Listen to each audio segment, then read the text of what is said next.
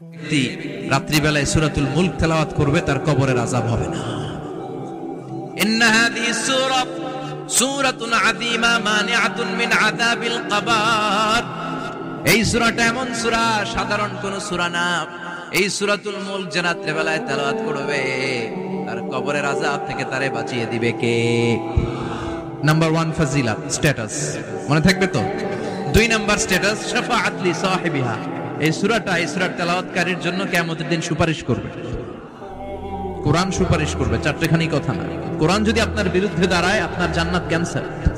আর কোরআন যদি আপনার ব্যাপারে আল্লাহর কাছে রেকমেন্ডেশন করে, জান্নাত আপনার জন্য ওয়াজিব করে দিবে কে? এজন্য বিশ্বনবী বললেন শাফাআত লি সাহিবিহা, কিয়ামতের দিন তেলাওয়াতকারীর জন্য আল্লাহর কাছে সুপারিশ করবে। 2টা গেল।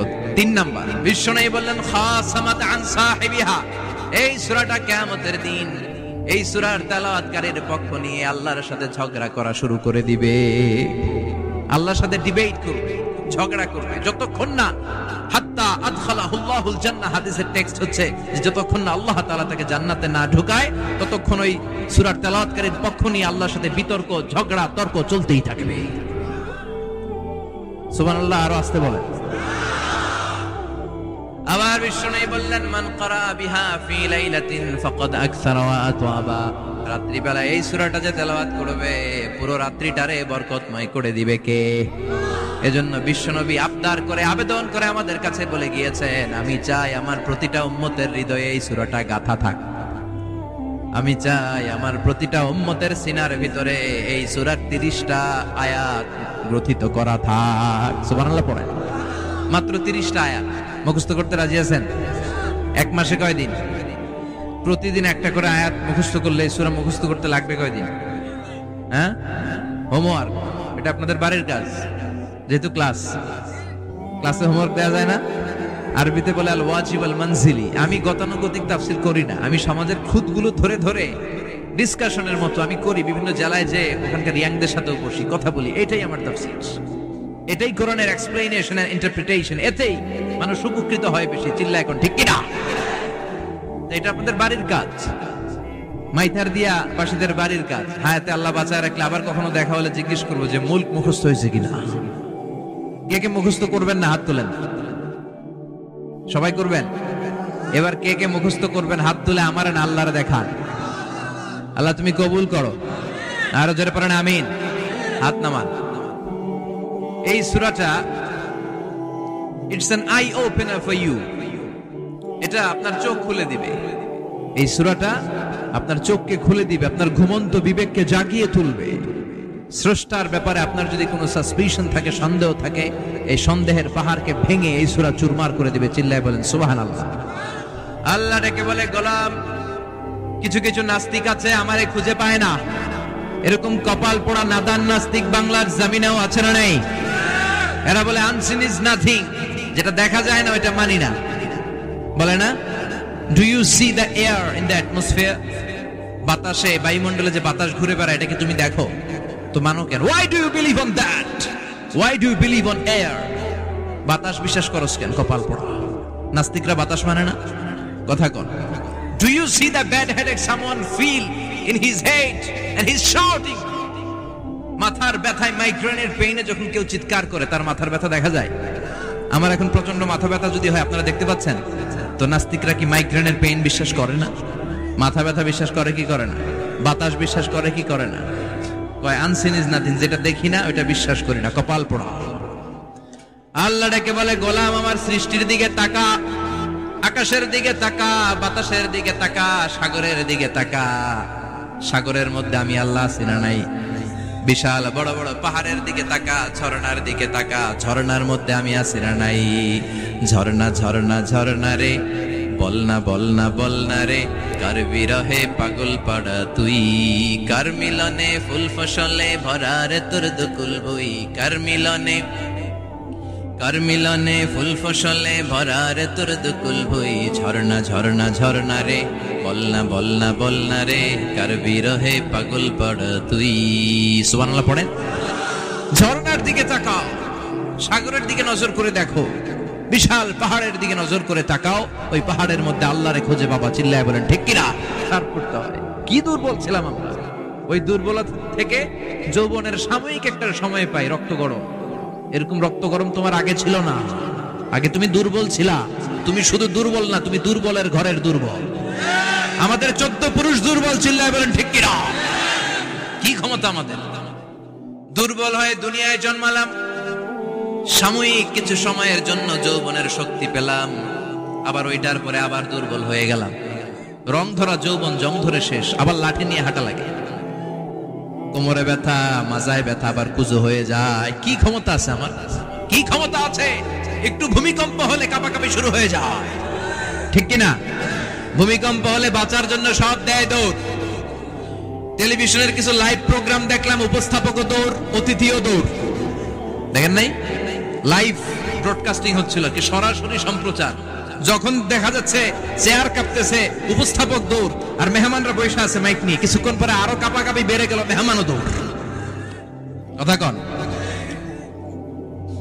20 তলা 30 তলা দামি দামি বিল্ডিং গুলোর ফ্ল্যাটের ভেতরে যারা থাকে, তুফান শুরু হলে দেয় দৌড়। কথা কন? ভাড়াটিয়ারা দৌড়ায়, বাড়িওয়ালারা দৌড়ায় না। নিজের বাড়ি তো, এই জন্য দৌড় দেয় না। নাকি ভূমিকম্প হলে ভাড়াটিয়াও দৌড়, বাড়িওয়ালাও দৌড়? র্যাবের প্রধান দৌড়, পুলিশ প্রধান দৌড়, শুধু প্রেসিডেন্ট আর মাননীয় প্রধানমন্ত্রী দৌড়ায় না। কথা কন? বাঁচার জন্য সব দৌড়। কয়েক বছর আগে পত্রিকায় একটা হেডিং করলাম, মাননীয় প্রধানমন্ত্রীকে বহনকারী বিমান এর 33 চক্কর আকাশে। কয় চক্কর? কি যেন সমস্যা হয়েছে, বিমান নামতে পারছিল না। তখন ওনার সাথে আবার স্পেশাল সিকিউরিটি ফোর্স থাকে। ওনারা বলল, honourable prime minister, we can not land now because of some flying মেকানিজমে আমাদের সমস্যা হচ্ছে, আমরা ল্যান্ড করতে পারছি না, ঝামেলা হচ্ছে, নিচেও হয়তো কোনো ঝামেলা দেখা দিচ্ছে, আমরা এখন নামতে পারবো না, উই ক্যান নট ল্যান্ড নাও। আপনাকে একটু ধৈর্য ধরে বসে থাকতে হবে। তখন ওই ওনাকে বহনকারী বিমানটা আকাশে 33টা চক্কর মেরেছিল। এটা নিয়ে কাভার করা হয়েছে পত্রিকায়। আপনার কি মনে হয় 17 কোটি মানুষের প্রধানমন্ত্রী, এদেশের সবচেয়ে ক্ষমতাধর নারী, উনি যখন বিমানে বসা অবস্থায় শুনলেন বিমানে ঝামেলা বা নিচে ঝামেলা, ওনার অন্তরে ভয় ঢুকছে কার? উনি বসে বসে জিকির করছে কার? তাহলে দেখেন, ক্ষমতাও সবসময় কাজে লাগে না। চিৎকার করে বলেন ঠিক কিনা? ক্ষমতা আপনারে বাঁচাতে পারবে না। আপনারে বাঁচাতে পারে একজন। চিৎকার করে বলেন তিনি কে? এজন্য তুফান যখন শুরু হয়, জলোচ্ছ্বাস যখন শুরু হয়, ঘূর্ণিঝড় যখন শুরু হয়, সিডর যখন শুরু হয়, বন্যা যখন শুরু হয়, তখন বোঝা যায় আল্লাহ কারে কয়। কক্সবাজারে যখন জলোচ্ছ্বাস হয়, মহেশখালী দ্বীপে যখন তুফান হয়, টর্নেডো হয়, জলোচ্ছ্বাস হয়, গৌতম বুদ্ধের অনুসারী যেই বুদ্ধ ধর্মের লোকেরা আছে, বৌদ্ধ পাদ্রীরাও নেমে নেমে জিকির করা শুরু করে দেয় কার? সবাই তখন পড়ে লা ইলাহা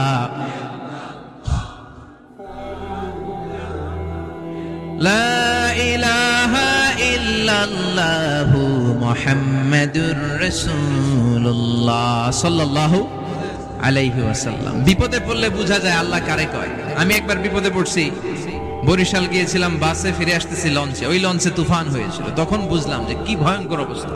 ওই লঞ্চের সবাই আস্তিক নাস্তিক, মুসলমান হিন্দু সবাই জিকির করা শুরু করে দিয়েছে আল্লাহর। সুবহানাল্লাহ কইবেন না? লঞ্চ যখন কেঁপে ওঠে, সবাই বলে বাঁচাও। আমি বললাম কে বাঁচাইবে ওকে? হুজুর আপনি বাঁচান। আমি বললাম তাইলে আমারে বাঁচাইবো কেডা? কয় আল্লাহ। আল্লাহ ছাড়া বাঁচাতে পারে কেউ? আমরা মাঝে মাঝে বাংলাদেশের বিভিন্ন জেলাগুলোতে যখন প্রোগ্রামে যাই, এত দূরত্ব থাকে, আমরা কারে ড্রাইভিং করে যে প্রোগ্রামে অংশগ্রহণ করা সম্ভব হয় না। ফলে আমরা মাঝে মাঝে সিভিল এভিয়েশনের যে আভ্যন্তরীণ বিমানবন্দরের বেসামরিক বিমান যেগুলো চলাচল করে, প্যাসেঞ্জার প্লেন, এগুলো ইউজ করি। ঢাকা থেকে এগুলো চলে, সৈয়দপুরে যায় কিছু, রাজশাহীতে, সিলেটে, চিটাগাঙে যায়, যশোর এয়ারপোর্টে যায় এবং কক্সবাজারে যায়। তো আমরা এগুলোতে যখন চড়ি, মাঝে মাঝে কিছু এয়ার হোস্টেজ আসে, এরা খুবই সুন্দরী, বিউটিফুল লেডি, এদেরকে সাজিয়ে ওইভাবে আনা হয়। এদের আবার কয়েকটা বাচ্চা টাচ্চা হয়ে গেলে এদেরকে চাকরিতে রিক্রুট করে না, কারণ এদের সৌন্দর্যটাই পুঁজি। এই সুন্দর ড্রেস নিয়ে এরা আমাদেরকে খাবার সার্ভ করে।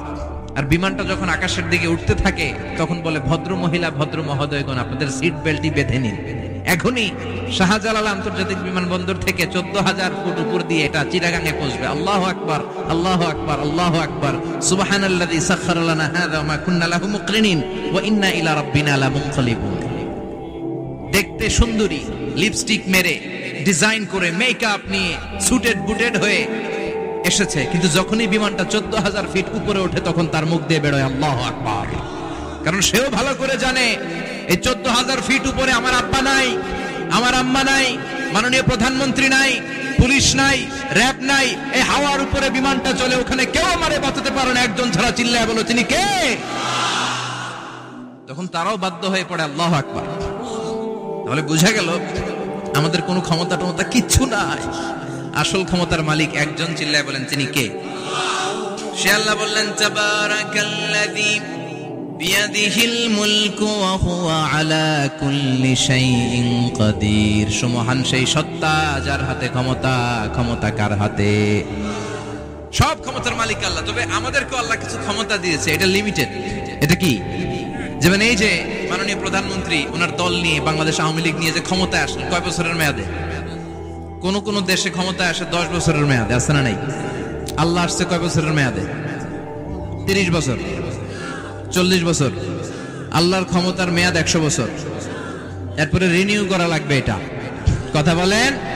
আল্লাহ বলেন হুয়াল আউয়াল ওয়াল আখির ওয়াল যাহির ওয়াল বাতিন ওয়া হুয়া বিকুল্লি শাইইন আলিম। আমি প্রথম, আমি শেষ, আমি প্রকাশ্য, আমি গোপন। ঠিক কি না?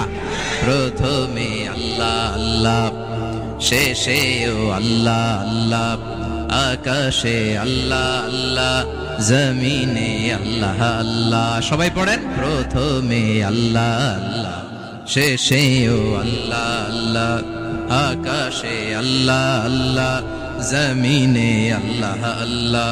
নিখিল জাহান গায়ে গুণগান তার নামে গায়, আমরাও গাহি তাআলা হামদে বারি তাআলা, হামদে বারি তাআলা, হামদে বারি তাআলা।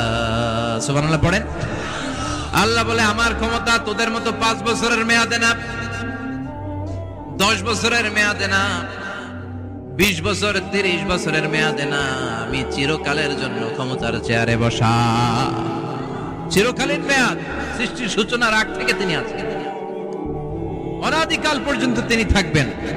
তার ক্ষমতার মেয়াদ আনলিমিটেড মেয়াদ। চিৎকার করে বলেন ঠিক কিনা? আবার পৃথিবীর অনেক দেশে দেখবেন ডেমোক্রেটিক সিস্টেমে, আমাদের দেশেও তো গণতান্ত্রিক সিস্টেমে ভোটাভুটির মধ্য দিয়ে ক্ষমতায় আসে না, যাদেরকে ভোট দেওয়া হয় বেশি তারা ক্ষমতায় চলে যায়। আল্লাহ তো ভোটে আসছে ক্ষমতায়, কথা কোন? তো কেমনে আসছে? কারচুপি করে। কথা বলেন। আল্লাহ ভোটে আসা লাগে নাই, কেউ তাকে ভোট দেয়া লাগে না।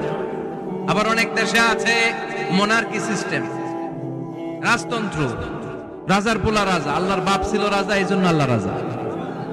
কথা বলেন না, আল্লাহ রাজতন্ত্রের সিস্টেমেও আসে নাই। আবার অনেক দেশে আছে ডিক্টেটরশিপ, একবার ক্ষমতা পাইলে মাগার চেয়ার ছাড়ে না, আছে না নাই? 20 বছর 30 বছর চলতেই থাকে, আছে না নাই? আল্লাহ কি এই সিস্টেমে আসছে? আল্লাহর ক্ষমতার সাথে পৃথিবীর কারো ক্ষমতার কোনো মিল নাই। চিৎকার করে বলেন ঠিক কি না? আবার অনেক দেশে কোয়ালিশন করে ক্ষমতায় যেতে হয়, জোট করে। জোটের রাজনীতি দেশে আছে না নাই? 4 দলীয় জোট, 10 দলীয় জোট, 14 দলীয়, 18 দলীয়, 20 দলীয়, মহাদলীয়, মহাজোট, সামনে হবে মহাজোট। কথা ঠিক কিনা বলেন?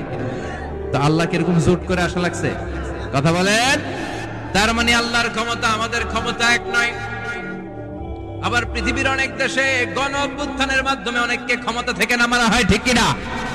গণ অভ্যুত্থান হয় না, সেনাবাহিনীরা কু করে না, মিলিটারি কু করে ক্ষমতা থেকে নামায়। তো আমরাও যদি আল্লাহর বিরুদ্ধে একটা আন্দোলন করি, আল্লাহ তো নেমে যাবে, নামানো যাবে না? আচ্ছা আমরা পারলাম, জিনেরা যদি আমাদের সাথে যোগ দেয়, মানুষ জিন ভাই ভাই, আল্লাহর রক্ষা নাই। কথা বলেন, তাও পারা যাবে না।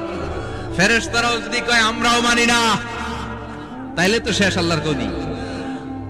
আল্লাহ বলে গোটা বিশ্বের সবাই মিলে যদি আমার বিরুদ্ধে আন্দোলনে নেমে যাস, আমার ক্ষমতার বিরুদ্ধে যদি মিছিল দেয়া শুরু করে দিস, আমার ক্ষমতার 1 ইঞ্চিও কমাতে পারবি না।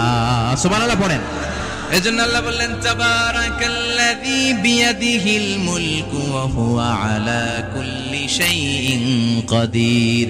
সুমহান সেই সত্তা যার হাতে ক্ষমতা, ক্ষমতা কার হাতে? আবার দেখবেন পৃথিবীর অনেক দেশের রাজা সিস্টেম, যেখানে বয়সের ভাড়া যখন নুজ্জ হয়ে যায়, 80-90 বছর বয়স হয়ে যায়, স্বেচ্ছায় ক্ষমতা ছেড়ে দেয়, ছেড়ে দিয়ে রিটায়ারমেন্টে যায়। কথা কন, শোনেন নাই মনে হয়? আছে না নাই? অনেক রাজা স্বেচ্ছায় ক্ষমতা ছেড়ে দিয়ে রিটায়ারমেন্টে যায়, বয়সের ভারে নুজ্জ। তা আল্লাহ তো ওই কবে থেকে ক্ষমতায়, বুড়ো হয়ে গেছে না? কথা কন, এখন আল্লাহর চলতে লাঠি লাগে, আগের মতো ক্ষমতা নাই, চোখে সানগ্লাস লাগে, পাওয়ারওয়ালা গ্লাস ছাড়া আল্লাহ মনে হয় দেখে টেকে না। কথা কন, যে ফেরাউনকে আল্লাহ সাগরের জলে ডুবিয়ে মারলো, যে নমরুদকে আল্লাহ শেষ করে দিল, যে কারণকে আল্লাহ শেষ করে দিল, সে আল্লাহ আজও আগের ক্ষমতা নিয়ে ছেড়ে নাই। এজন্য বিয়াদিহিল মুলক, তার হাতে ক্ষমতা, ওহু আলা কুল্লি শাইইন কাদির, তিনি চাইলে সব করতে পারেন। তিনি রাজারে প্রজা বানাতে পারেন, প্রজারে রাজা বানাতে পারেন, ধনীরে গরিব বানাতে পারেন, গরিবরে ধনী বানাতে পারেন। তিনি সাগরকে মরুভূমি করতে পারেন, মরুভূমিকে দরিয়া করে দিতে পারেন। তিনি কে? ওয়া হুয়া আলা কুল্লি শাইইন কাদির, তিনি যেটা চান সেটাই করতে পারেন। চিল্লায় বলেন ঠিক কিনা?